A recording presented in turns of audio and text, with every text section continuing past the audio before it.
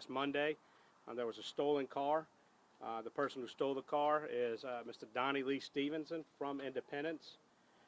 He ended up coming to Hammond on Thursday, last night, at which point we believe that he went to several local stores and was stalking women looking for his victim.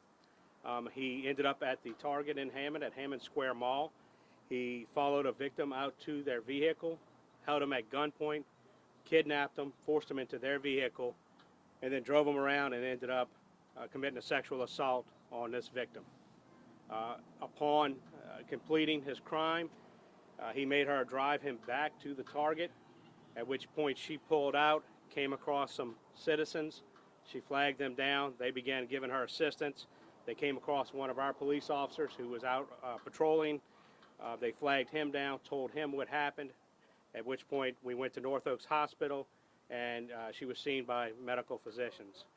We received information just through our putting out press release that he was in Independence this morning. The sheriff's office actually received a call from a citizen and said he was at this residence and identified who he was. The sheriff's office responded to that residence, which was off Michon Road. Upon pulling up, they came across the stolen car. He saw the deputy and took off running into the woods. We have had a perimeter set up. We are actively working the scene. We have somewheres in a total of, I believe, 7 or 8 different agencies, federal, state, and local agencies. Tangipahoa Parish Sheriff's Office, Hammond Police Department, Ponchatoula, Homeland Security, Air and Marine, Customs. We have Louisiana State Police. I could go on and on. I'm sorry if I'm forgetting someone, but our local partners and our state partners and our federal partners have stepped up, and we are actively searching for this individual. He has not been caught yet. If somebody does see him, we ask that you call 911 immediately. We are not going home until we catch him. We have him pinned down in the woods. We have him where we believe we're going to be able to catch him. Rayborn Correction Facility has sent out their track team and their bloodhounds. They're on the ground and they're searching also. We are going to get this individual who committed this horrific crime and have him in custody as long as we possibly can stay out and get him in jail. Sheriff Sticker, if you'd like to say something. Sure. Just to reiterate what Chief Bergeron has said, first and foremost, our thoughts and prayers are with this victim.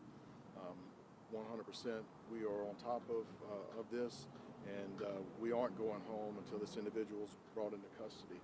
We have brought every resource that we have to bear, and every law enforcement agency from the surrounding area is here, just right outside the town of Independence, and we are actively searching for him as we speak. We have drones in the air, we have helicopters in the air, we have dogs on the ground, we have a perimeter set up that borders the interstate at the end of Manhunt Road. So at the end of Manhunt Road is where this actually occurred, where he fled from our deputy this morning. He was actually leaving the scene in that stolen vehicle, and so as soon as he seen the deputy cut him off head on. He exited the vehicle and hit the woods at that time, and that's what started all our activities today. And so we are here with Hammond Police Department, Independence. We're one team, and we're working tirelessly to get this individual into custody.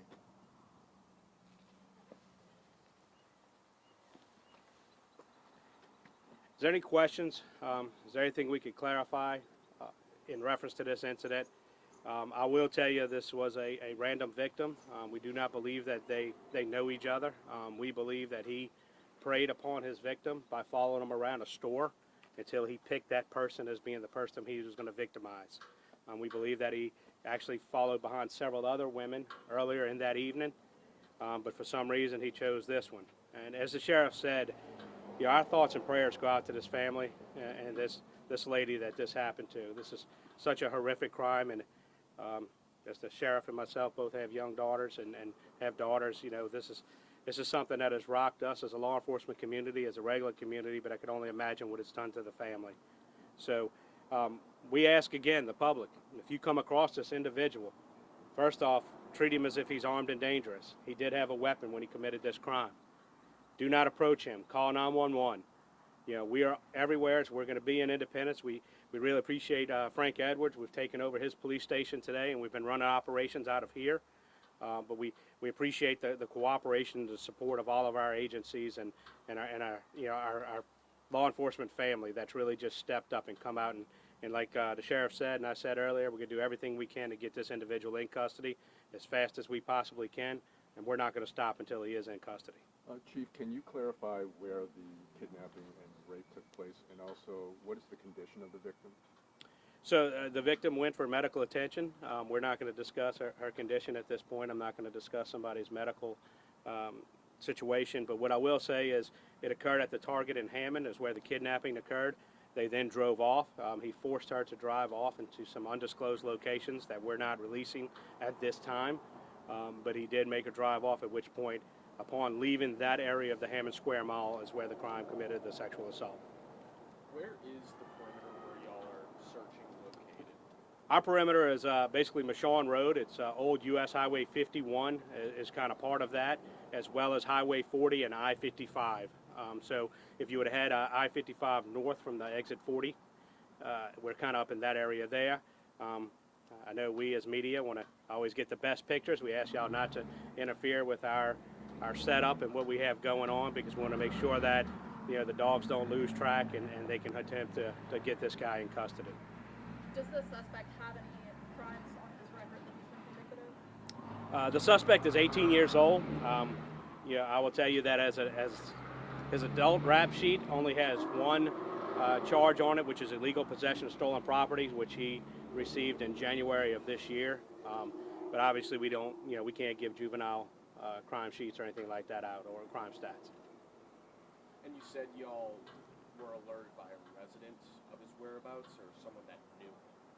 We have a citizen, is what we said. A citizen notified the sheriff's office of his whereabouts, and actually the citizen identified him from the press release that we put out, Hammond Police Department put out earlier this morning. The citizen saw the picture, recognized him, and then made the phone call to the sheriff's office and identified him, as well as the location of where he was. Chief, is this as unusual as it sounds? I mean, Hammond, Louisiana, we're not used to these kinds of events. Absolutely not. We aren't used to things like this happening. This is not a regular occurrence, and it's really just a horrific crime to be committed upon one of our citizens, which is, we're always invested in keeping our community safe, and we're going to do everything that we possibly can to do that. And when something like this happens, it hurts from the person that it happened to all the way through our community, because it's not a regular occurrence in our city. Do y'all believe he's still in those woods? He's still in the woods. We don't believe. We know he's still in the woods, and we're going to stay on him until we get him. Chief, can you just orient me? Where are the woods in relation to here? North, south, right, east, west? Best way I can tell you, going north, go Highway 40 and I-55. There's an intersection there. Is where 40 turns into 55, and I guess the best way to put it, it's kind of northeast of that intersection. Are there a lot of homes in that area? It's mostly rural areas. There are some homes in that area, but it is mostly rural, wooded area. Do you have any idea why he went to that area? Anyone he might have been cooperating with? We believe that he resides in Independence, and he resides in that area, so we believe that's where he was located, at his residence. All right, thank y'all for coming out. We'll definitely give updates as they come. Hopefully the next update's coming is that he's in custody and he's going to jail, and he'll have to settle up.